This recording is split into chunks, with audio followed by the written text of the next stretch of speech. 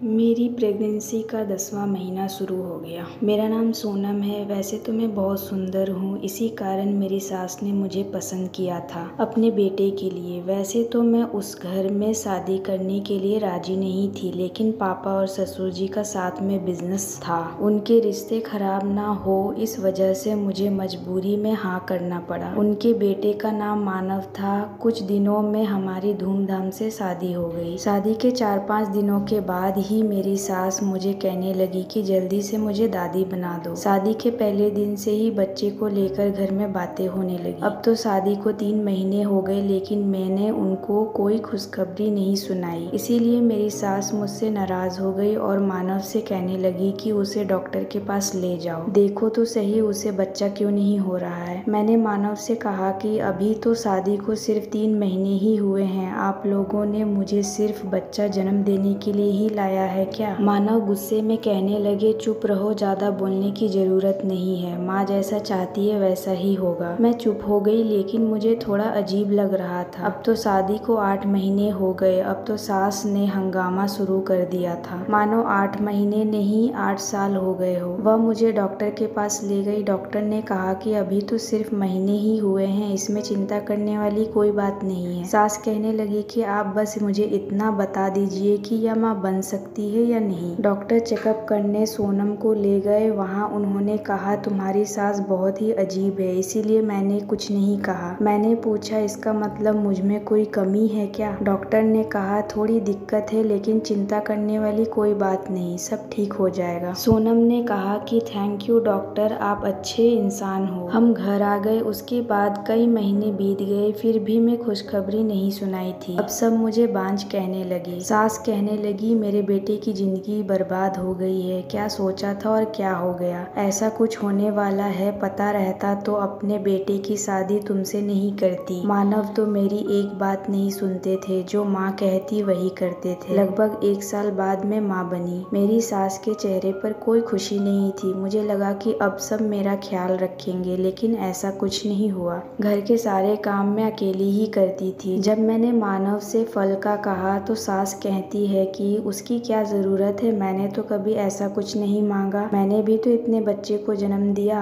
मुझे कोई परेशानी नहीं हुई। यह सब औरतों के चोचले होते हैं, कोई फर्क नहीं पड़ता फल खाने से, औरत का तो शरीर बना ही है बच्चे को जन्म देने के लिए। यह सब सुनकर मुझे बहुत बुरा लगा। मुझे छोटे छोटे प्रॉब्लम्स आ रही थी, क्योंकि मेरी पहली प्रेगनेंसी थी। जब उन्हें कुछ कहती तो वो कहने लगते कि माँ को तो कभी कोई दिक्कत नहीं आई, तुम्हें कैसे आ रही है। एक दिन बड़ी ननद आई, वह भी प्रेग्नेंट थी। उसने कहा माँ कभी कभी पेट में दर्द होता है। सास कहती है फल खाया करो, थोड़ा आराम कर लिया करो। यह सुनकर मुझे अजीब लगा, क्योंकि जब मैं ये सब कहती हूँ तो मुझे कुछ और ही सुनने को मिलता है। मेरा पेट बहुत बाहर आ गया था, इतना मैंने किसी को नहीं देखा था। जब सास से पूछी तो कहने लगी पहला बच्चा है, इसीलिए तुम्हें ऐसा लग रहा है, बच्चा तंदुरुस्त ही है, कुछ उल्टा सीधा सोचने की जरूरत नहीं है। इस दुनिया में एक तुम ही माँ नहीं बन रही हो, दर्द होता ही है। मेरे मायके वाले तो मुझे भूल ही गए थे, क्योंकि इनके कर्जदार हैं, इसीलिए कभी यहाँ आते ही नहीं।